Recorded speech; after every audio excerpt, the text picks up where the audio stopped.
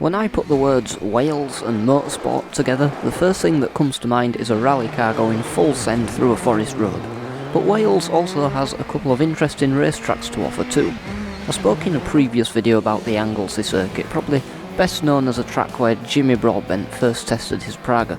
But today I want to talk instead about an older circuit that's somewhat of a hidden gem. Pembrey is located in South Wales and hosted many high-level championships in the 90s, including the BTCC, British Superbike and British Formula 3 Championship, and continues to host rounds of the British Drift, Rallycross and Truck Racing Championships. It's an FIA Grade 4 circuit only 1.5 miles long with 8 turns in total. Race lap record honours going to an Argentinian driver by the name of Brian Smith with a 50.079 seconds in a 1997 Formula 3 car. However, in the late 80s some of the Formula 1 teams also liked testing there, with big names such as Nigel Mansell, Alain Prost and Ayrton Senna taking to the track, Senna setting a 44.43 second lap time. Because it's such a short track, we're going to be using a car that's not got so much power. We're going to be using this Ginetta G40 Junior car, and I think it's going to make for some interesting racing around this Welsh racetrack. So here we go then, for a lap of Pembrey, just coming into the final corner here. Very easy to carry too much speed in and ruin your run out. I did that a little bit there, but here we come down in the start-finish straight. It's either called the Cold Straight or the Park Straight in there. I saw some references to both names when I was looking online, but braking hard into this really tight first corner, Hatchett's hairpin.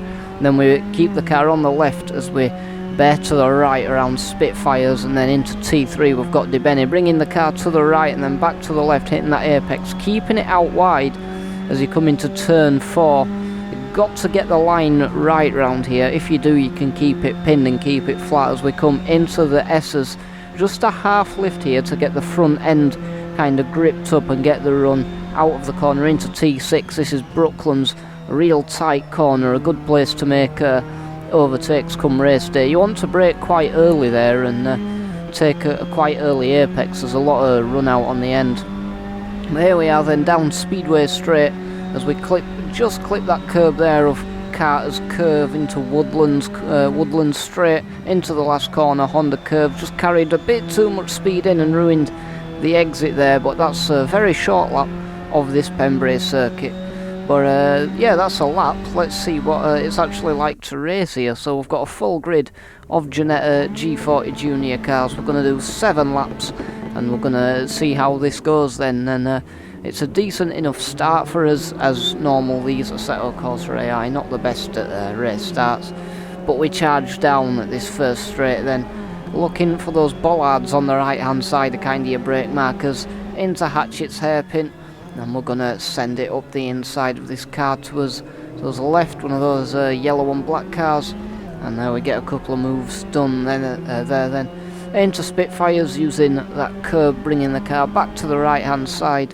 And just lifting off a little bit there. We'll just give a little bit of a nudge to the car in front. That puts us off onto the grass. There's only really one line through these couple of corners. So it's all about getting the momentum through this kind of middle section, so you can make a move into Brooklands as we come round the S's then. And a bit of oversteer there. It's very easily done coming out the S's. The car can be quite on edge if you don't get the line right, and if you carry too much speed in. We're alright still, we haven't lost any positions. Car scrapping in as mirror as we go around Carter's Curves onto, this is the Woodland Straight I believe, into turn 8, the last turn, Honda Curve. Once again, just carrying way too much speed in. You really have to wait for the front tyres to grip up, especially in this car that's only running the semi-slick tyre. So we'll see what happens though as we go on to lap 2.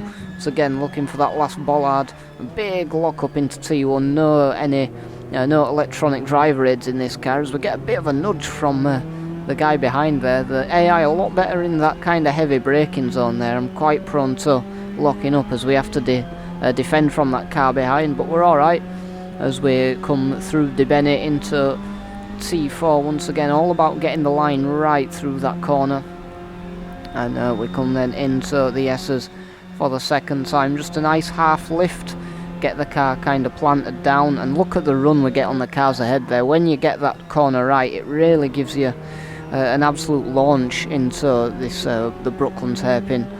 So we carry on then down Speedway Straight, and we're gonna look for that that curb on the inside of Carter's Curve. There we go, into the Woodland Straight and then into Honda Curve, and once again just carrying too much speed in and losing the rear a little bit there. Car feeling very floaty, and yeah, it's easy to lose the car there if you're not careful.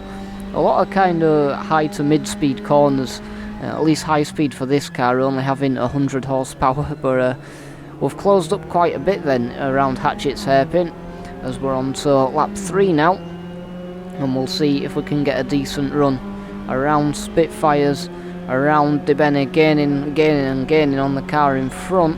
The AI seems to be pretty slow around T4, as you can see there, having to lift off just a touch, just a smidge.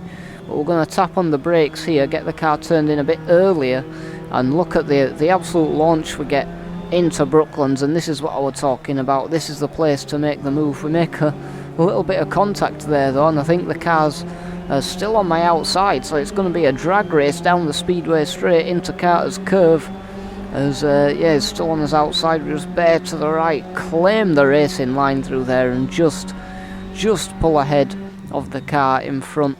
And it's much better through the Honda Curve this time, hugging that apex nicely, getting on the power earlier, and we pull away from the car behind. Then on lap 4 we are now, once again charging into Hatchett's hairpin. There's that last kind of bollard, but we go very deep into the corner after a lock up, and that's going to invite the other guy straight back past. So a lot of mistakes made here as we try and go side by side through Spitfires into Debene. We're going to have the inside line here, and yeah, the other guy backs out, so we can carry on then through T4, try and get the line completely right. Didn't quite have as good a run, having to lift off in Spitfires, but here we go then into the S's, and just getting a bit too much curb there, and you can see I had to put a bit of counter steer in as the rear tried coming round on me.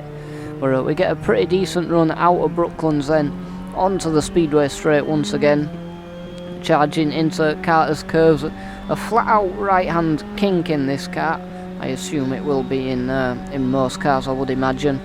Into the final corner then, Honda Curve, once again trying to just hug the apex a little bit there, and then getting back on the power. And that's probably the best I've taken that corner all day, as we're running out of laps now. Lap 5 onto lap 7, only a couple left, so we need to be getting onto the back of these guys, and we do then, as we've got what looks like one of his teammate cars in front of us, and a bit of a scrap going on for the lead by the looks of things, so that's always good to see.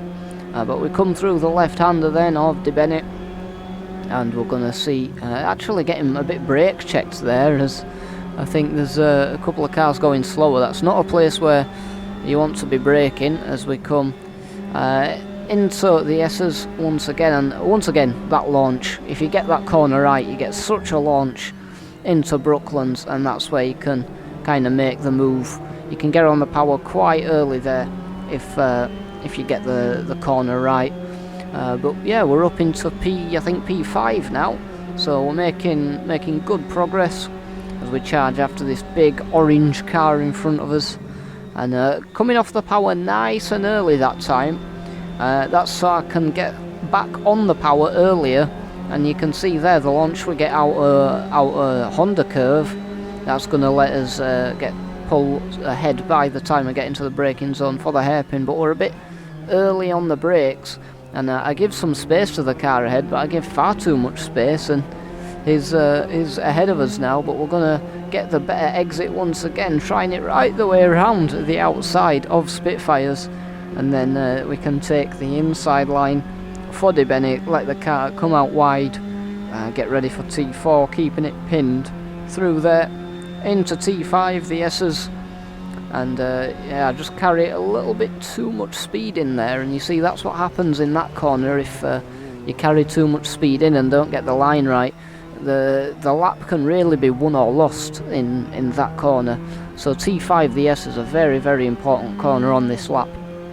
As we come down the speedway straight into T7 for the second to last time, Carter's Curve, and yeah, down Woodland straight into Honda Curve. And again, just carrying a bit too much speed in once again. Got to be very careful of that. You've got to let those front tyres load up before you turn in. But we're on the final lap now, and we're in P4 this is. I don't think we're going to be able to catch the leaders, but we can go for one final lap around this brilliant Welsh circuit. I love circuits like this where they're very short and quite technical middle sector, but at the same time you've got some good overtaking opportunities as well. So yeah, I really enjoy this track. It's an absolute hidden gem of a racetrack. I'll leave a link to the track linked in the description below. As we come round then for one final lap, I don't think we're quite going to manage the podium as we come into Brooklands for the last time. A lot of tracks in Britain seem to have a corner called Brooklands, I think, so yeah, I don't know, it seems a popular corner name. But here we go then, the last stretch on the last lap, and what a load of fun this has been, this car and track combo. Really good, really fun. So yeah, I definitely recommend you check this car out too, which I'll leave linked down below. But that's the race then, and yeah, what a track.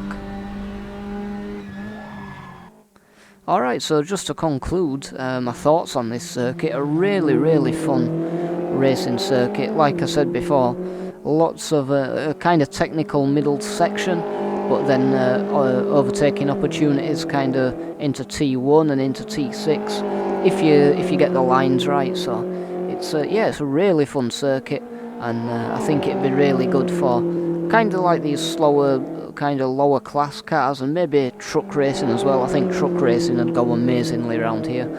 But yeah, thanks for watching guys, I hope you enjoyed, and I'll see you in the next one.